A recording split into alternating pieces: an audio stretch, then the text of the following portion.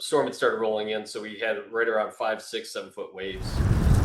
Brutal conditions Tuesday night around 6:30 when a witness reported stranded fishermen on Lake Erie off Kelly's Island. A 17-foot aluminum vessel. They had capsized around 3:30 in the afternoon and had been floating all that time. Kelly's Island first responders rushed to the scene along with the U.S. Coast Guard, says Police Chief James Bardis. We were able to successfully get them out of the water around 7 o'clock. Two men, ages 81 and 78, were rescued, having been in the water for several hours, but their 65-year-old relative was still out there. He had floated away. Last time they'd seen, he'd been floating away from the boat. The Coast Guard launched a search and rescue helicopter.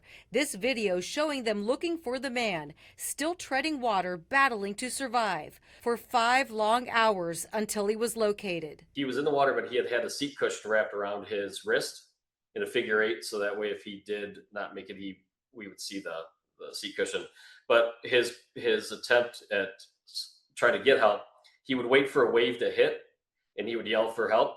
And then the next wave, he would spit out the water that he had taken in. The water temperature right now is just 51 degrees. Hypothermia can start setting in under 30 minutes. Yet somehow these men survived hours in the cold lake. They were very hypothermic, in stages of shock at that time. All 3 still hospitalized Wednesday, recovering from the ordeal. Given the conditions, how lucky are these gentlemen? It's honestly a miracle. And the family came up today and seen us, and they're just blessed and happy that this all turned out the way it did. I mean, not having life jackets on, which is, critical when you're being on Lake Erie. A warning to others to always wear a life jacket, with the chief saying he's grateful the men are safe too.